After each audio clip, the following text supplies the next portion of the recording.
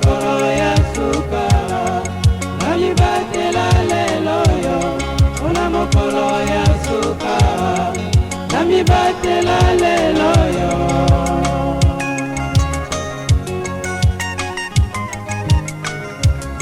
mpona mokolo ya suka namibatela lelo yo mpona mokolo ya suka namibatela lelo yo mpona mokolo ya suka namibatela lelo yo mpona mokolo ya suka namibatela lelo yo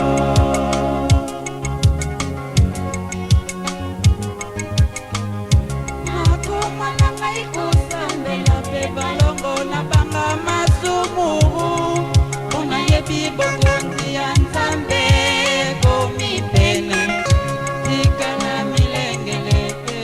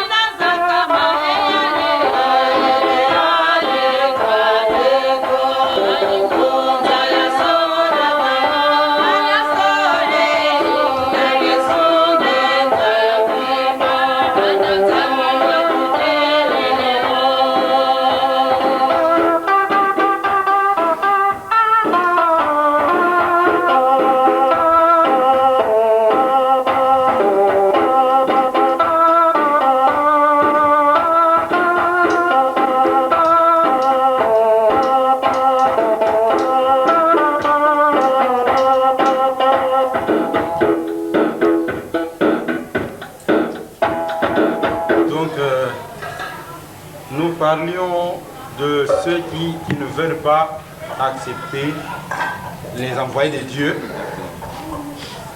qui disent que le salut est seulement, il n'y a pas d'intermédiaire, il faut seulement croire au Seigneur.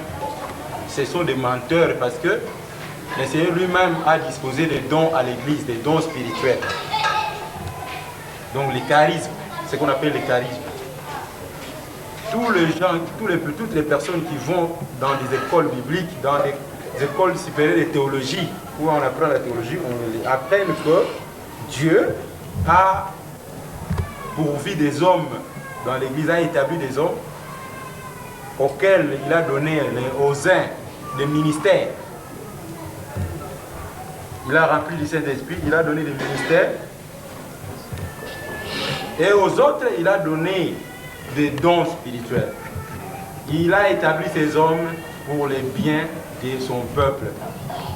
Donc il y a un mouvement horizontal, il y a un mouvement vertical. Et nous voyons même la croix. La croix a deux façades. Il y a une façade horizontale et une façade verticale. Donc cela signifie que Dieu avec les hommes et l'homme avec l'homme.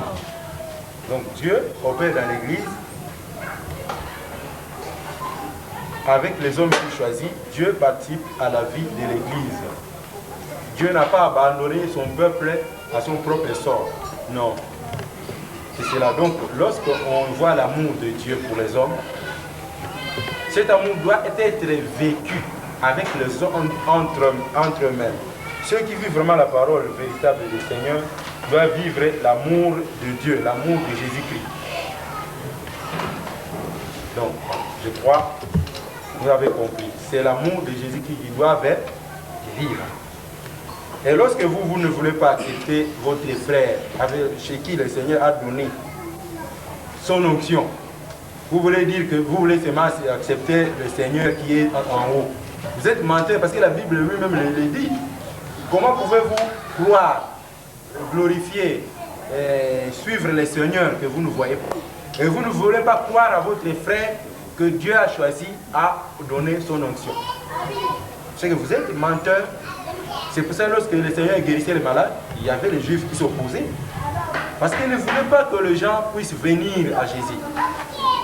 Donc les hommes qui sont utilisés par Dieu, ce sont des hommes que Dieu a mis à part, a choisi, mis à part, donné son onction, comme nous l'avons lu précédemment dans ce livre de Romains chapitre 8, que ces hommes ont été prédestinés par Dieu.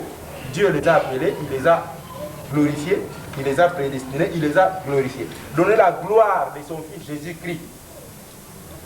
Donc c'est cela. C'est la même chose lorsque nous voyons la Bible. Les apôtres du Seigneur guérissaient les malades, chassaient les démons, même ressuscitaient les morts. Ils avaient la puissance de ressusciter les morts. Donc, cette puissance qu'ils ont eue, Dieu, le Seigneur dit, je suis Yahvé, Dieu, et je ne donne pas ma gloire à une personne. Donc, lorsque Dieu a donné à quelqu'un cette puissance, c'est que Dieu voudrait opérer à travers cette personne. Cet homme est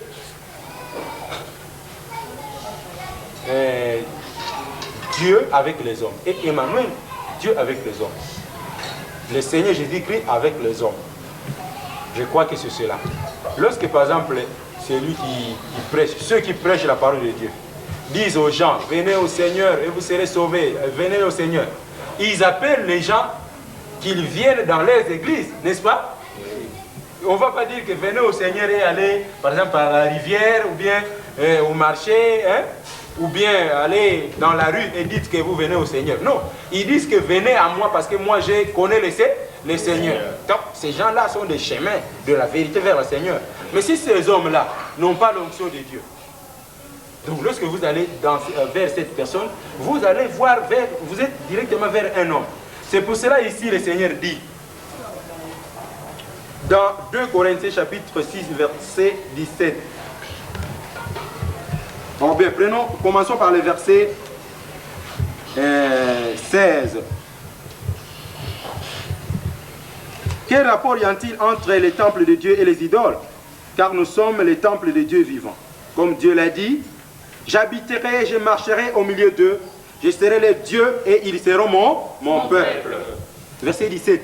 Il dit, c'est pourquoi sortez du milieu d'eux et séparez-vous, dit le Seigneur, ne touchez pas à ce qui est impur et je vous accueillerai. Je serai pour vous un père et vous serez pour moi des fils et des filles, dit le Seigneur Tout-Puissant. Donc le Seigneur veut que son peuple marche avec lui. Et il marchera avec lui comment? Il choisit des hommes et à travers ces hommes, on voit Dieu. On voit la présence de Dieu. Et Dieu se manifeste avec ces hommes par l'alliance qu'il a fait avec ces hommes. À travers ces hommes, il fait une alliance aux hommes qui suivront ces hommes-là. Donc, cet homme n'a pas réussi la mission de Dieu pour lui seul, pour se glorifier, mais c'est pour glorifier Dieu Tout-Puissant. Alors, il dit sortez des milieux d'eux. Cela signifie quoi? Cela signifie qu'il ne faut pas aller dans une église où il n'y a pas l'Esprit de Dieu. Parce que lorsqu'il n'y a pas la présence de Dieu, lorsqu'il n'y a pas l'Esprit de Dieu, donc il n'y a pas Dieu.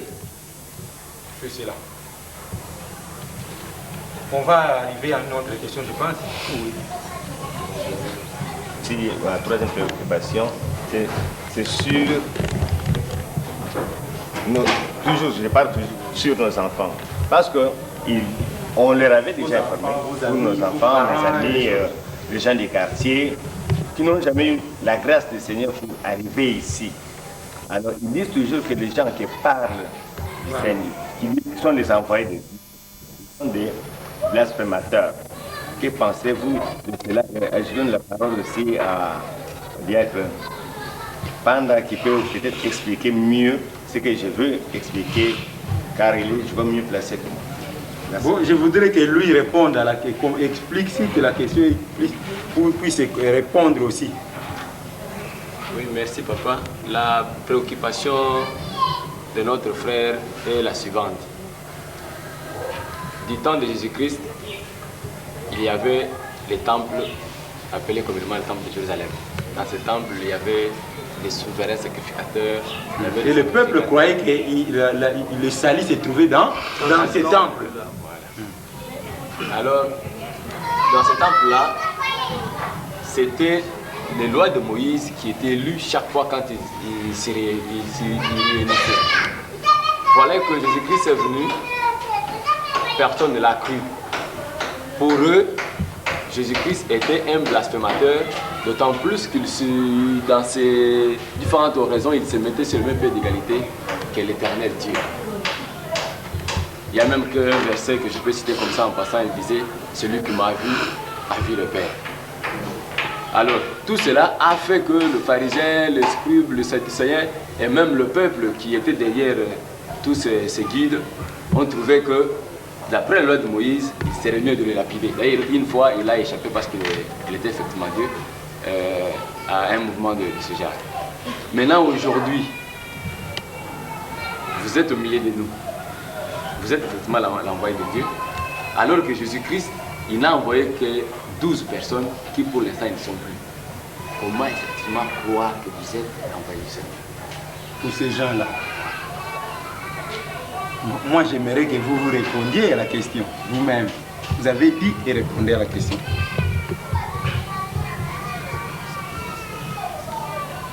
Merci, je crois que Papa Diacre va peut-être me compléter. À cette question-là, je donnerai ceci comme réponse. C'est vrai que Jésus-Christ était le Fils de Dieu qui était venu au monde pour nous libérer, pour nous asservir. C'est vrai qu'il était à qui il avait donné les titres d'apôtre. Et c'est là, d'après ce qu'il a dit dans l'évangile de Matthieu, même dans celui de Marc aussi, Matthieu chapitre 28 ou Marc chapitre 16, il avait dit ceci: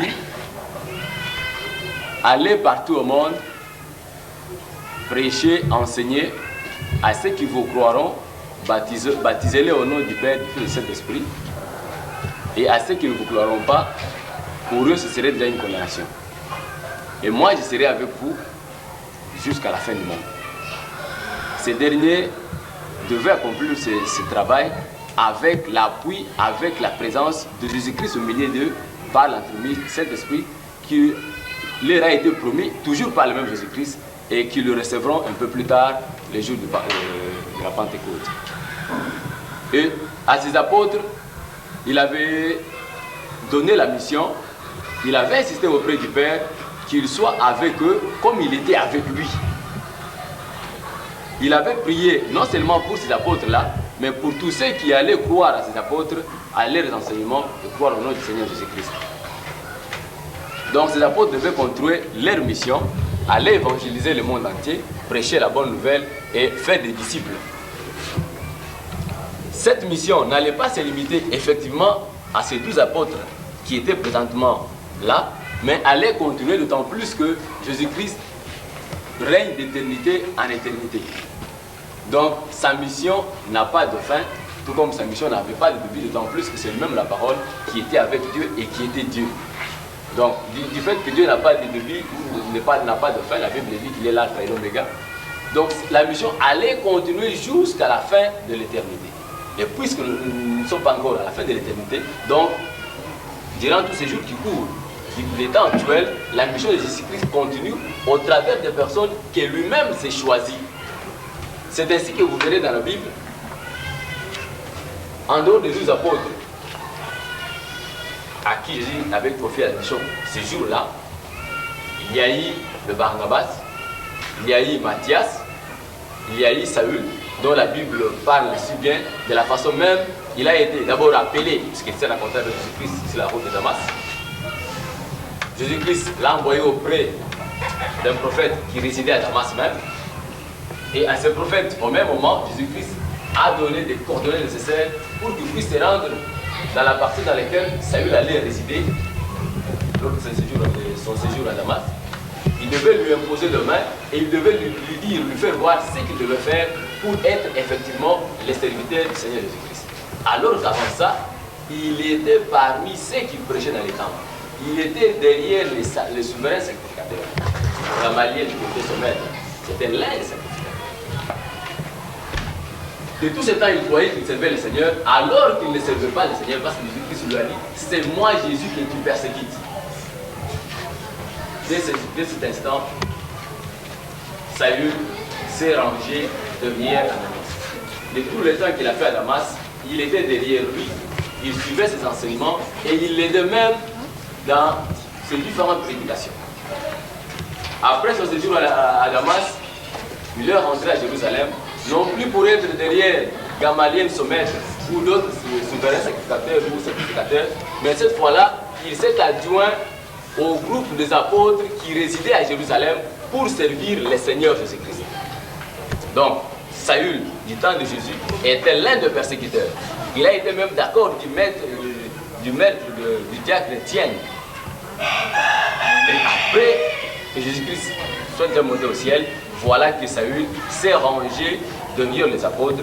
Et un peu plus tard, le Seigneur, par révélation, il dira aux apôtres, mettez-moi à part Barnabas et Saül, car ils vont me servir, je vais leur confier une mission, ils vont être à mon service. Après prière et imposition de main par les apôtres que Jésus avait laissés, voilà que Saül aura un nouveau nom, qui deviendra Paul, et il se mettra debout et ira aux différents points pour prêcher la bonne nouvelle de Jésus-Christ. Donc, Saül, qui est devenu maintenant Paul, n'était pas l'un des 12 que Jésus-Christ avait laissé, mais est quand même quelqu'un que Jésus-Christ a appelé, il lui a confié une mission, et il avait le même titre d'apôtre, parce que c'est Jésus qui l'avait choisi, il s'était rencontré avec lui, et voilà qu'il était maintenant apôtre pour prêcher la bonne nouvelle. Et c'est de cette façon-là que Jésus-Christ continue à choisir au milieu des hommes qui sont sur la terre, de personnes que lui-même prépare, confie la puissance, arrange suffisamment pour qu'il puisse continuer à prêcher, à répandre sa bonne nouvelle, à gagner les âmes perdues, à les sauver, les retirer du main de Satan pour le mettre dans son royaume, afin que ces derniers puissent aussi avoir le titre de fils de Dieu. Moi j'ai toujours dit que nous sommes tous les petits frères de Jésus-Christ, Jésus-Christ étant l'aîné de notre famille. Voilà. Donc aujourd'hui, Papa Samy est bel et bien un envoyé du Seigneur, partant même de sa façon de venir au monde.